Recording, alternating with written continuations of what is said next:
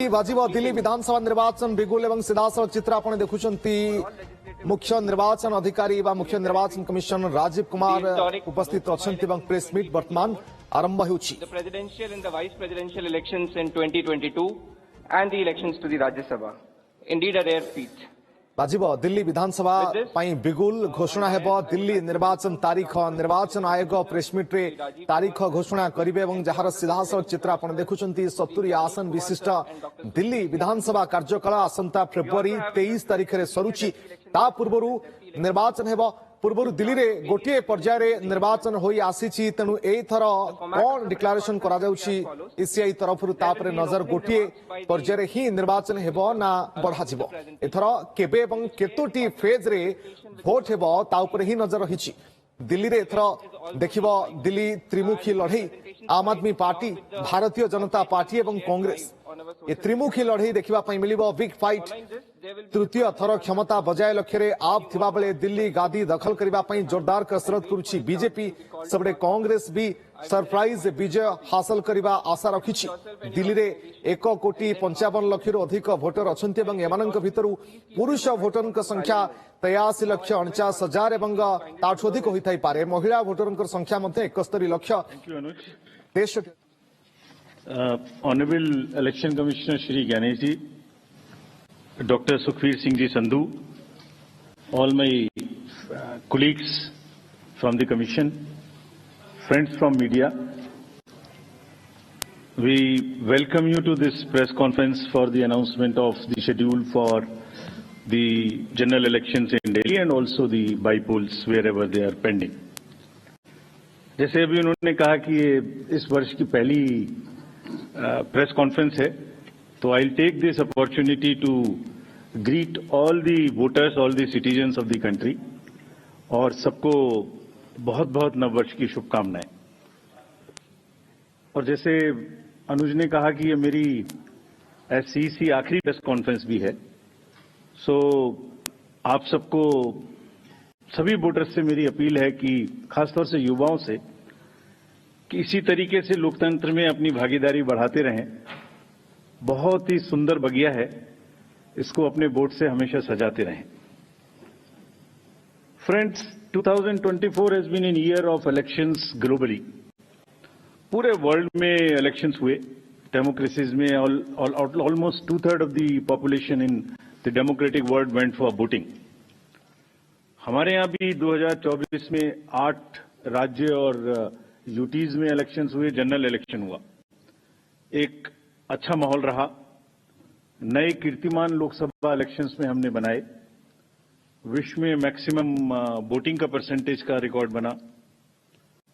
लोगों की भागीदारी का, महिलाओं की भागीदारी का, वायलेंस फ्री इलेक्शंस का, no repolls, record seizures, inducement free to the extent it was possible, J&K, Manipur, LWE areas.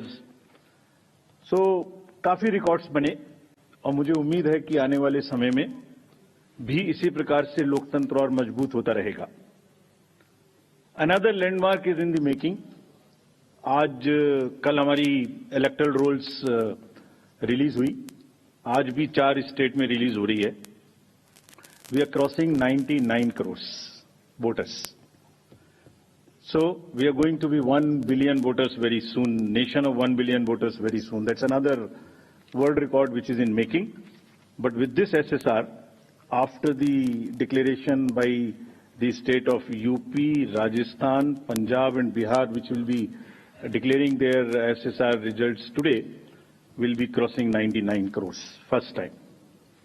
महिलाओं की संख्या भी 48 करोड़ से ऊपर पहुंचने जा रही है इस एसएसआर में, which is a very strong indicator and a sense of empowerment for the women of the country.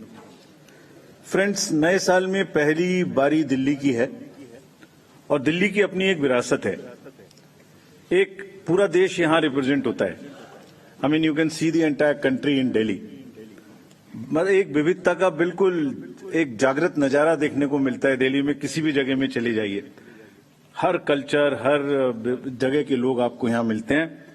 So responsibility भी दिल्लीइट्स की बढ़ जाती है and we are sure Delhi will this time vote in larger numbers और जिसको अगर कह सकें तो दिल्ली दिल से वोट करेगी, ऐसा हमें उम्मीद है। फ्रेंड्स, इन सभी उपलब्धियों के बीच I am coming to a little serious issues and I'll take some time before I come to the daily specific issues. 24 में जहां मैंने इतनी सारी उपलब्धियां गिनाई, वहीं चुनाव के दौरान कुछ डाउट्स, कुछ शंकाएं, कुछ कंसर्न्स भी रेज होते रहे. So prior to coming to Delhi elections, let me on my own tell you what kind of concerns were raised, and I'll narrate all these concerns, and also before coming to Delhi try and answer on each one of them so that no doubts remain. कहा गया कि electoral rolls में wrongful addition या deletion कर दिए गए. ये अभी रिसेंट शुरू हुआ जनरल इलेक्शन के बाद, महाराष्ट्र इलेक्शन से. अभी दिल्ली में भी चल रहा है लगातार यही बात. तो आप पूछेंगे, इससे पहले मैं खुद वो प्रश्न दे रहा हूं जो आपके मानस में हैं और सबके मानस में फैला दिए गए हैं. ऐसा भी कहा गया है कि कोई ग्रुप्स को टारगेट कर दिया जाता है, किसी के नाम काट दिए जाते हैं, किसी लोकेलिटी से नाम काट दिए जाते हैं. मैं आज सब बताऊंगा कि ऐसा हो सकता है क्या, ऐसा क्यों नहीं हो सकता. कहा गया कि कुछ कॉन्स्टिट्यूएंसीज में 50-50 हजार वोटर बढ़ा दिए गए, वहां पर कोई पर्टिकुलर पार्टी जीत गई. इस तरीके की चीजें कही गई. ईवीएम्स का तो एक सब जवाब देने के बाद बोला गया कि मैनिपुलेट हो सकती हैं.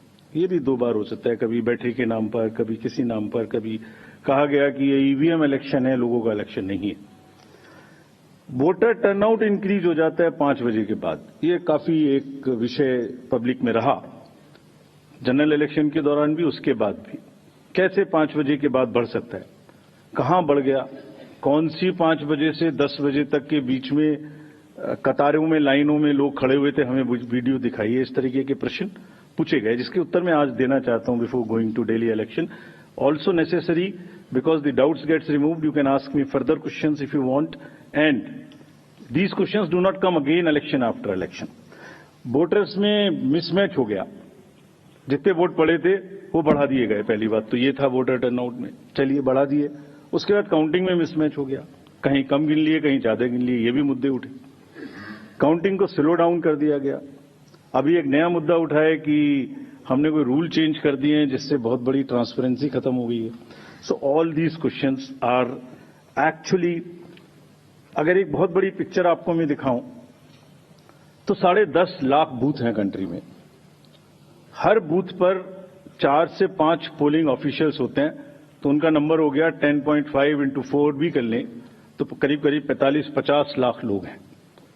ये 45-50 लाख जो पोलिंग ऑफिशियल्स हैं, ये उसी स्टेट के होते हैं, डिफरेंट डिपार्टमेंट्स के होते हैं, डिफरेंट स्किल सेट्स के होते हैं.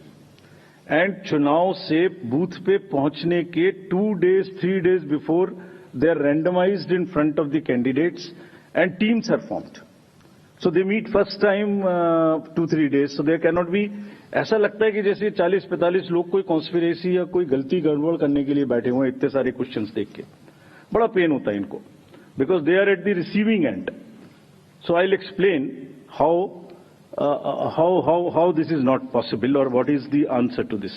I'll attempt answers to all these questions, and it is our duty. Actually, right to question is inbuilt in democracy. It's an inherent right. We respect this. We respect this right. We feel that question करना और उसका जवाब देना हमारी जिम्मेदारी है. तो आज इन सभी सवालों की पूरी इज्जत रखते हुए हम इनका जवाब देंगे 1 by 1. और अगर इसको मैं कुछ शायराना अंदाज में कह सकता तो ऐसे कहता, सब सवाल अहमियत रखते हैं, जवाब तो बनता है.